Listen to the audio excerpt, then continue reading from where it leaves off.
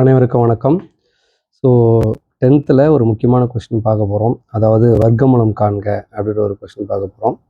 வர்க்கமூலம் காண்களை வந்துட்டு பார்த்திங்கன்னா எப்போயுமே ஒரு 5 மார்க் ரெகுலராக பரீட்சையில் கேட்பாங்க. ஓகே, ஆனால் நிறைய பேருக்கு வந்துட்டு அது எப்படி பண்ணுறது, என்ன செய்யுது பார்த்தாலே ரொம்ப பயந்துடுறாங்க. முடிஞ்ச வரையும் நான் வந்து பொறுமையாக அவங்களுக்கு எக்ஸ்பிளைன் பண்ணுறேன். உங்களுக்கு புரியுதா பாருங்கள், ரொம்ப ஈஸியாக இருக்குன்னு நான் நம்புகிறேன். இது வந்து எடுத்துக்காட்டு கணக்கு பார்க்க போகிறோம். எடுத்துக்காட்டு 3.22 என்ன கொடுத்துருக்காங்க பாருங்கள். 9x4 plus 12x3 plus 28x2 plus 9x plus B ஆனது ஒரு முழு வர்க்கம் எனில் a, b ஆகியவற்றின் மதிப்புகளை காண்க. இது வந்து நமக்கு வந்து a, ஸோ பார்த்துக்கோங்க, ax ப்ளஸ் பி ஆனது ஒரு முழு வர்க்கம்னு சொல்லிட்டாங்க. முழு வர்க்கம் எனில் ஏ இடத்துல என்ன மதிப்பு வரும், பி இடத்துல என்ன மதிப்பு வரும்ன்றதான் நம்மளுக்கு கேள்வி. ஏ, பி ஆகியவற்றின் மதிப்புகளை காண்க அப்படின்றத நமக்கு கொஸ்டின். ஓகே, இது வந்து நம்ம பேசிக்காக ஒரு சின்ன வகுப்பில் நம்ம படிச்சிருப்போம். அது ஒரு சும்மா ஒரு சின்ன ஒரு எக்ஸாம்பிள் பார்த்துட்டு வந்துடுவோம். அதாவது என்ன பார்த்தீங்கன்னா, ஒரு எக்ஸும் மல்டிபிள் பண்ணால் என்ன வரும், ஒரு எக்ஸும் பெருக்கினா என்ன வரும் அப்படின்றது நமக்கு எல்லாருக்குமே தெரியும். இருந்தாலும் ஒரு டைம் பார்த்துக்கலாம். எக்ஸையும் மல்டிபிள் பண்ணால் அதனோட அடுக்கை வந்து நம்ம என்ன பண்ணணும், கூட்டணும். ஒன்றுமே இல்லைனா ஒன்று இருக்குன்னு அர்த்தம். ஸோ அடிமானம், அதாவது பேஸ் ஒன்றா இருந்தால் அந்த எக்ஸை அப்படியே அந்த பேஸ் அப்படியே வச்சுக்கணும். இங்கேயும் எக்ஸ், ஸோ அதனால் எக்ஸ் வச்சுக்கிறோம். ஒன்று நம்ம வந்து கூட்டும் போது என்ன ஒரு 2 வரும். அப்போ எக்ஸ் இன்ட்டு எக்ஸ் ஸ்கொயர்டு. இன்னொன்று X squared into X multiple பண்ணால் இது அதே மாதிரி தான். பேஸ் வந்து நமக்கு எப்படி இருக்குது, ஒரே மாதிரி இருக்குது. அதனால் பேஸ் அப்படியே வச்சுக்கிறோம். ஸோ இதுக்கு மேலே ஒன்று மேலாம் 1 இருக்குது. 2 1 கூட்டினா வரும் 3. அப்போ x squared into x equal to x கியூப்னு வருதா. அதேமாதிரி x squared into x equal to என்ன வரும் உங்களுக்கு தெரிஞ்சிருக்குமே. ஸோ பேஸ் ஒரே மாதிரி இருக்குது, எக்ஸ் அப்படியே வச்சுக்கணும். மேலே நமக்கு என்ன இருக்குது, இங்கே 2 இருக்குது, இங்கே 2 இருக்குது. 2 கூட்டினா நமக்கு என்ன வரும், 4. ஸோ அப்போ அதாவது அடிமானம் ஒரே மாதிரி இருந்தால் அடுக்கு நம்ம கூட்டிக்கணும். அதாவது X into X power 4, X squared into X cube, X into X squared. Okay, இது கட்டாயமாக நம்ம வந்து இந்த வர்க்கமூலம் கணக்கில் நம்ம வந்து அப்ளை பண்ணுவோம். இது தெரிஞ்சிருக்கணும். இன்னொன்று பார்த்தீங்கன்னா, நமக்கு வந்து வர்க்க எண் என்னன்னு தெரிஞ்சிருக்கும். அதாவது நம்ம வந்து வர்க்க எண் நமக்கு என்ன வரும், ஸோ சிம்பிளாக போனால் 2 இன்ட்டு 2 என்ன வரும், 4. இது ஒரு வர்க்க எண். அதுக்கப்புறம் 3 இன்ட்டு 3 என்ன வரும், 3 இன்ட்டு 3 என்ன வரும், 9. அதுக்கப்புறம் 4 இன்ட்டு 4 ஈக்குவல் டு 16. அப்புறம் 5 இன்ட்டு 5 ஈக்குவல் டு 25. அதுக்கப்புறம் 6 into 6 equal to 36. 7 into 7 equal to 49. 8 into 8 equal to நமக்கு என்ன வரும், 64. 8 8 64. இந்த மாதிரி போய்கிட்டே இருக்கும். நம்ம ஏற்கனவே சின்ன வகுப்பில் நீங்கள் படிச்சிருப்பீங்க. ஸோ இதெல்லாம் தான் நம்ம இங்கே ஃபாலோ பண்ண போகிறோம். ஓகே, அப்போ 9ன்னு வந்தால் நம்ம அதை எப்படி பிரிக்கலாம், 3 இன்ட்டு 3 பிரிக்கணும். 4ன்னு வந்தால் 2 இன்ட்டு 2ன்னு பிரிக்கணும். ஓகே, எக்ஸ் பவர் 4ன்னு வந்தால் எப்படி பிரிக்கணும், எக்ஸ் ஸ்கொயர்டு இன்ட்டு எக்ஸ் ஸ்கொயர்னு பிரிக்கணும். ஓகே, இது உங்களுக்கு புரிஞ்சுன்னு நினைக்கிறேன். இதை வச்சு நம்ம அடுத்தது போயிட்டே இருக்கலாம். ஓகே, நெக்ஸ்ட் பாருங்கள். இப்போ நம்ம சம்முக்கு போயிடலாம். சம்முகளை டைரெக்டாக போய்ட்டு சம் போகலாம். இப்போ என்ன செய்கிறது அப்படின்னு பார்த்தீங்கன்னா, முதல்ல நம்ம என்ன பண்ணணும்னா, இங்கே கொடுக்கப்பட்ட அந்த x power 4 plus 12x³ plus 28x² plus a x plus B வந்துட்டு நம்ம இதுக்குள்ளே எழுத போகிறோம். எழுதலாமா? அப்போ என்ன வரும் பாருங்க, சொல்லுங்கள், என்ன வரும் பாருங்க. 9x power 4 plus 12x³ plus 28x² plus a x plus B. So இதுதான் நமக்கு வந்துட்டு கொடுக்கப்பட்டது. இதை தான் நம்ம ஏயோட மதிப்பும் பியோட மதிப்பும் கண்டுபிடிக்க போகிறோம். அதுக்கு என்ன செய்யணும் அப்படின்னு பார்த்தீங்கன்னா, இங்கே இருக்கிற டேர்ம் அதே மாதிரி டேர்ம் கீழே வர வச்சு சைன் மாற்றி நம்ம கேன்சல் பண்ண போகிறோம். அதாவது இங்கே என்ன இருக்குது, நமக்கு 9x பவர் 4 அதே இங்கே வர வைக்கணும். வர வச்சுட்டு சைன் மாற்றி இது ப்ளஸ் இருந்தால் மைனஸ் மாற்றி கேன்சல் பண்ண போகிறோம். ஓகே, அதுமாதிரி ஒவ்வொன்றா நம்ம கேன்சல் பண்ணிட்டு வந்து கடைசியில் நமக்கு ஆன்சர் கிடச்சிடும். ஓகே, பார்க்கலாமா? இப்போ 9னா உங்களுக்கு நான் என்ன சொன்னேன், 9னா எப்படி பிரிக்கலாம், 3 இன்ட்டு 3. இங்கே வந்து நம்ம புரியறதுக்காக ஒரு இன்ட்டு குறி போட்டுக்கலாம். ஓகே, இப்போ 9 எப்படி பிரிக்கலாம், 3 இன்ட்டு 3, 3 3 சார், அதாவது 3 3 9, 1 3 3 2 3 6 3 3 9. You understand? எக்ஸ் பவர் 4னு எப்படி பிரிக்கலாம், எக்ஸ் ஸ்கொயர்டு, அதுக்கப்புறம் என்ன வரும், எக்ஸ் ஸ்கொயர்டு மல்டிபிள் பண்ணால் என்ன வரும், எக்ஸ் பவர் 4. ஸோ நமக்கு இங்கே சிம்பிள் எதுவுமே என்ன இருக்கணும், ப்ளஸ் இருக்குன்னு அர்த்தம். அப்போ சைன் மாற்றும் போது ப்ளஸ் இருந்தால் மைனஸ்ன்னு மாற்றி இதை கேன்சல் பண்ணிடணும். ஓகே, புரிஞ்சுது உங்களுக்கு? இப்போ நெக்ஸ்ட் என்ன செய்யலாம்னா, அப்படியே இங்கே என்ன இருக்குது சிம்பிள், அதோடவே நம்ம 2 டிஜிட் இறக்க போகிறோம், 2 ஸ்தானத்தை இறக்க போகிறோம். அதாவது இங்கே சிம்பிளோடு இருக்குங்க. ப்ளஸ் இருந்தால் ப்ளஸ் போடுங்க, ஒருவேளை இங்கே மைனஸ் இருந்தால் மைனஸ் போடுங்க. ப்ளஸ் இருக்குது அதனால் ப்ளஸ் போட்டோம். 12x³ ப்ளஸ் 28x² 2 மட்டும் இறக்குனா போதும். ஓகே, இப்போ அடுத்து நெக்ஸ்ட் என்ன பண்ண போகிறோம் அப்படின்னு பார்த்தீங்கன்னா, இங்கே என்ன இருக்கோ இங்கே மேலே என்ன வருதோ அதை நம்ம 2ஆல் மல்டிபிள் பண்ணி முன்னாடி எழுதணும். ஓகே, அப்போ இங்கே என்ன இருக்குது, எதை 2ஆல் பண்ணணும், இதனுடைய கெழு மட்டும்தான் 2ஆல் பெருக்கணும். ஓகே, அடுக்கெல்லாம் பெருக்கிடக்கூடாது. 3x² முன்னாடி எக்ஸின் கெழு என்ன இருக்குது, கோஎஃபிஷியன்ட் என்ன இருக்குது, அதை மட்டும்தான் நம்ம என்ன பண்ணணும், 2ஆல் மல்டிபிள் பண்ணணும். அப்போ முன்னாடி என்ன இருக்குது 3. அப்படின்னா 2ஆல் மல்டிபிள் பண்ணணும், 2 3 6ன்னு வந்துடும். அப்போ 2 3 6 போடலாமா? ஸோ உங்களுக்கு இங்கே என்ன வருது, நமக்கு 6. ஓகே, அப்போ நெக்ஸ்ட் என்ன பண்ணலாம், அந்த x² அப்படியே போட்டுக்கலாம். ஓகே, சரி, நெக்ஸ்ட் என்ன செய்யறது, இது வரையும் எல்லாருக்கும் புரிஞ்சிருக்குன்னு நினைக்கிறேன். இதுக்கப்புறம் தான் கொஞ்சம் எல்லாரும் பயப்படுறாங்க, என்ன பண்ணுறது தெரியலையே அப்படின்னு சொல்லிட்டு. ஒன்றுமே இல்லை, இப்போ என்ன பண்ணுமா, இதை வந்துட்டு நம்ம 2ஆல் மல்டிபிள் பண்ணி இங்கே போட்டோம். ஓகே, இங்கே என்ன இருக்குது சிம்பிள், ப்ளஸ் இருக்கா, இங்கே ப்ளஸ் இருந்தால் இங்கேயும் ப்ளஸ் போடுங்க, இங்கே ப்ளஸ் போட்டால் இங்கேயும் ப்ளஸ் போடுங்க. ஓகே ஓகே, இப்போ என்ன செய்ய போகிறோம்னா, இங்கே ஒரு நம்பர் போட போகிறோம். அந்த நம்பரை இதை கொண்டு இதை வந்து நம்ம மல்டிபிள் பண்ணணும். ஸோ நமக்கு என்ன இருக்குது, 12 இருக்கா, 12 வரணும். 6 கூட என்ன மல்டிபிள் பண்ணால் 12 வரும், 12 வரணும். 6 கூட என்ன பெருக்குன்னா 12 வரும், 6 2 12. கரெக்டாக 6 2 12 வருதா? சரி, இங்கே என்ன இருக்குது, x² இருக்குது. ஆனால் நமக்கு என்ன இருக்குது, x³ இருக்கா. இங்கே x² கூட என்ன பெருக்குன்னா x³ வரும். வெரி குட், x² கூட x பெருக்குன்னா x³ வரும். கரெக்டாக.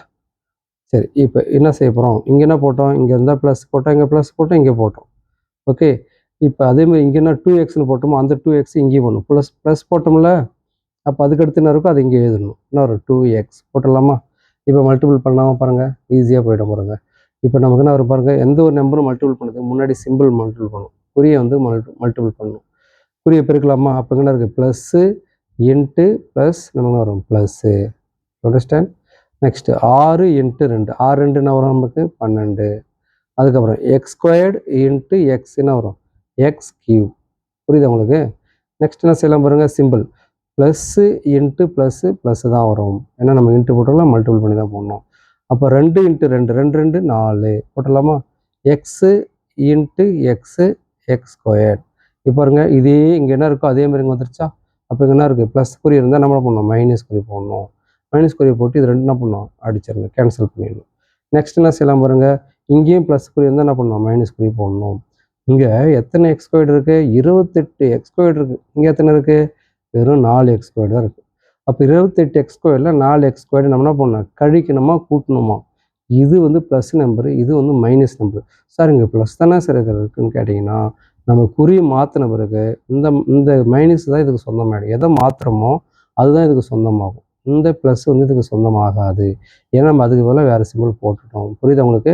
அப்போ குறி மாறினாலே உங்களுக்கு நான் எத்தனையோ டைம் சொல்லி கொடுத்துருக்கேன், குறி மாறினாலே கழிக்கணும், கழிச்சாலே பெரிய நம்பருக்குரிய போடணும். ஆமாம் தானே? இது எத்தனை டைம் உங்களுக்கு சொல்லி கொடுத்துருக்கேன்ல, ஞாபகம் இருக்கா? ஸோ அப்போ ப்ளஸ் குறி மைனஸ் குறி கழிக்கணும். அப்போ 28ல் 4 கழிக்கணும். கழிச்சாலே எதை பார்க்கணும் சொன்னால், பெரிய நம்பருக்குரிய தான் போடணும். இதில் எது பெரிய நம்பரு, 28 தான் பெரிய நம்பர், 4 சின்ன நம்பர். பெரிய நம்பர் குறி நமக்கு என்ன இருக்குது, ப்ளஸ்ஸு, அதனால் ப்ளஸ் போடுறோம். 28ல் 4 போச்சுன்னா மீதி எவ்வளோ வரும், 24.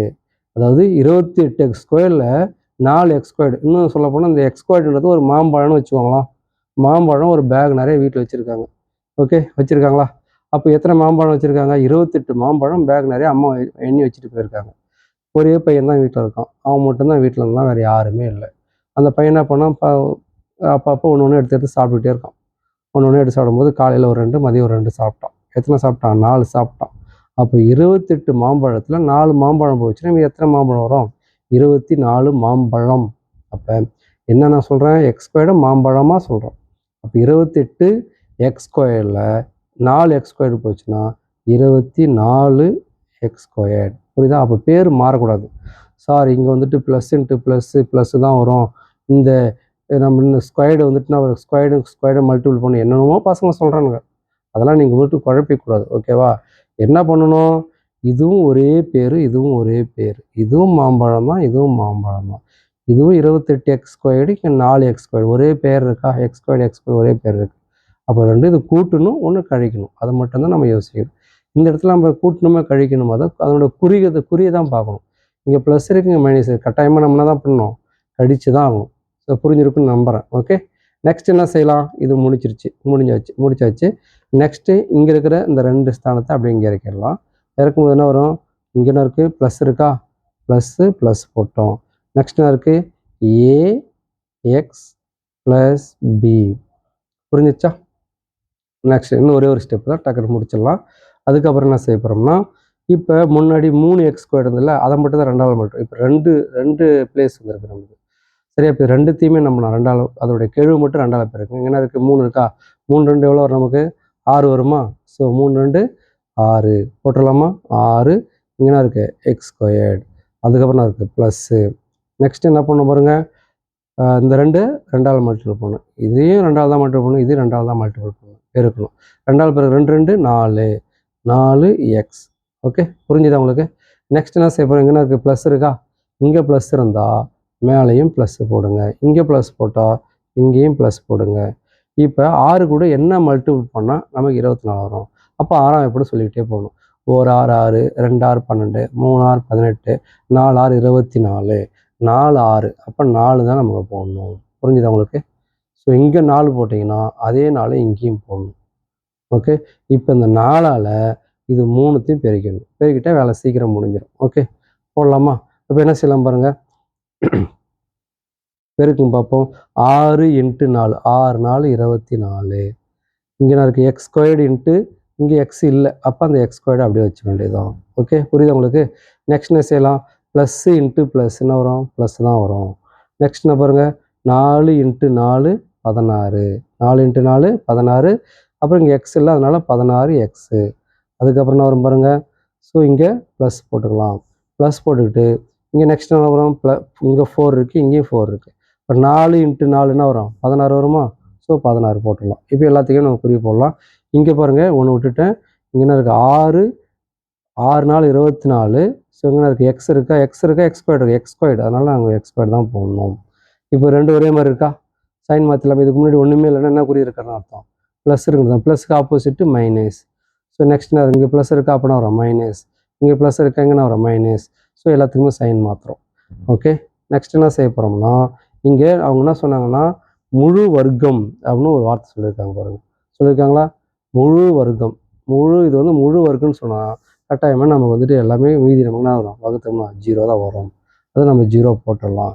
இப்போ எப்படி வேல்யூ கண்டுபிடிக்கிறது அப்படின்னு பார்த்தீங்கன்னா, ரொம்ப சுலபமாக கண்டுபிடிச்சிடலாம். இங்கே ஏவுக்கு மதிப்பு என்ன இருக்குது, 16. ஸோ ஏ இருக்கிற இடத்துல 16 இருக்குது. Yes or no? So A இருக்கிற இடத்துல 16 இருக்குது. நான் என்ன சொல்ல வரேன்னா, இது வந்து நிறைய பேர் இது வந்து குழம்புறாங்க, என்ன பண்ணுறதுன்னு தெரியலைங்க, மைனஸ் போடுறதா ப்ளஸ் போடுறதா அப்படின்னு குழம்புறாங்க. ஸோ அதுக்கு முன்னாடி நான் என்ன சொல்கிறேன்னா, இந்த சைன் மாற்றுறதுக்கு முன்னாடி என்ன இருக்கோ அதே சிம்பிள் நம்ம எடுத்துகிட்டா வேலை முடிஞ்சிருச்சு. ஸோ இப்போ ஏவோட வேல்யூ எழுதலாம். ஏ இருக்கிற இடத்துல என்ன இருக்குது, 16 ப்ளஸ் 16னே எடுத்துக்கோங்க. சைன் மாற்றுறதுக்கு முன்னாடி என்ன இருக்குது, b = +16. ஸோ நமக்கு விடை வந்துட்டு ஏவோட மதிப்பு 16, பியோட மதிப்பு 16. புரிஞ்சிருக்குன்னு நம்புகிறேன். ஏதாவது சந்தேகம் இருக்கா உங்களுக்கு? ஏதாவது சந்தேகம் இருந்தால் சொல்லுங்கள், நான் மறுபடியும் உங்களுக்கு எக்ஸ்பிளைன் பண்ணுறேன். தேங்க்யூ.